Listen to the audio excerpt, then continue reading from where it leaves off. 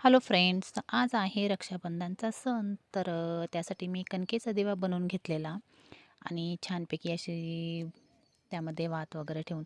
खरंच हे नातं खरंच किती छान असतं ना, भावा-बहिणींचं प्रेम. ही अक्षरशः पंचमी झाली आणि त्यानंतर आलं आहे रक्षाबंधन.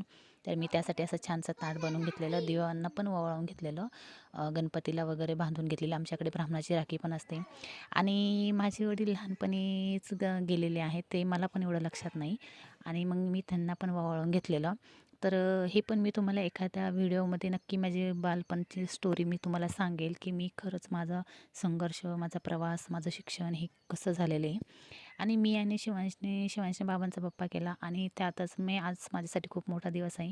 माझ्या भावाचा पण ॲक्सिडेंट झालेला होता आणि तो पण अक्षरशः त्याच्या पायाला लागलेलं आणि मग त्याला मी असंच बाजेवरती ववाळून घेतलेलं आणि काकाच्या मुलीने पण ववाळून घेतलेलं. आणि हा माझ्यासाठी खरंच खूप आनंदाचा दिवस आहे, की तो रक्षाबंधनला माझ्याबरोबर आहे. कारण की त्याला खूप जास्त लागलेलं होतं.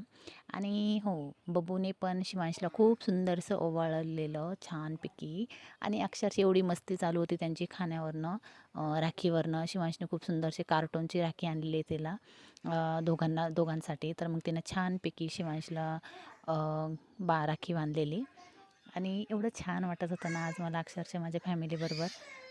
आणि असा हा बबूनी आणि त्यांनी एन्जॉय केला आणि त्यानंतर आम्ही दोघींनी छानपैकी थोडासा फोटोशूट केला. तर आजचा दिवस असा छान हॅप्पी होता. तर चला भेटू उद्या. बाय.